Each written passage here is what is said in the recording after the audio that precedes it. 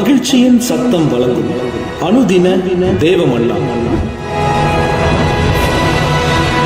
Voice of Joy presents Daily Manna by Reverend A. Benedict. Praise the Lord. God loves you so much. இன்றைய தேவ மன்னாவாக நேற்று நாளிலே பார்த்த அதே வசனத்தை தான் இந்த நாளிலும் நாம் தியானிக்க போகிறோம். அவர்கள் ஆபத்து காலத்திலே வெட்கப்பட்டு போகாதிருந்து பஞ்ச காலத்திலே திருப்தி அடைவார்கள். ஆபத்தான சூழ்நிலையிலே வெட்கப்பட்டு போகாதிருந்து, உத்தமர்கள் ஆபத்து காலத்திலே வெட்கப்பட்டு போகாதிருப்பார்கள் என்று நேற்று நாளிலே வாசித்தோம், நேற்று நாளிலே தியானித்தோம். இந்த நாளிலே உத்தமர்கள் பஞ்சகாலத்திலே அவர்கள் திருப்தி அடைவார்கள்.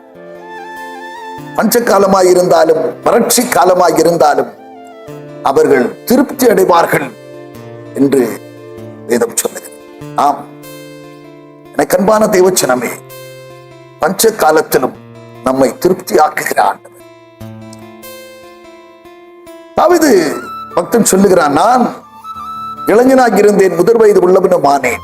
ஆனாலும் நீதிமான்கள் அப்பத்திற்காக அலைந்து திரிந்ததை, அப்பத்திற்காக அவர்கள் திரிந்ததை நான் இதுவரைக்கும் பார்க்கவில்லை என்று சொல்லுகிறேன்.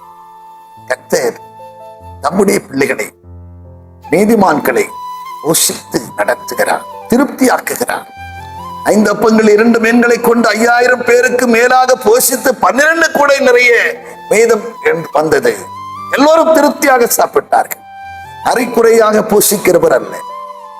என் ஜனங்கள், வேதம் சொல்லுகிறது, 31ஆம் அதிகாரம் 14ஆம் வசனம் சொல்லுகிறது, என் ஜனங்கள் நான் அளிக்கும் நன்மையினாலே திருப்தி ஆவார்கள்.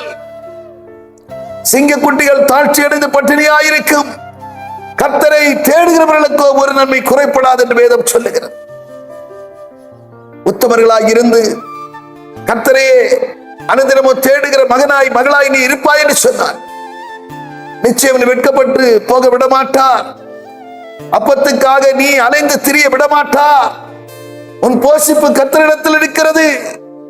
கர்த்தரை தேடுகிறவர்களுக்கு ஒரு நன்மை குறைப்படாது என்கிற வார்த்தையின்படி உன்னை குறைவின்றி நடத்துவார், உன்னை போஷிப்பார், உன்னை திருப்தியாக்குவார், உன்னை அநேகருக்கு சாட்சியாய் நிறுத்துவார் என்கிறதிலே சந்தேகம்.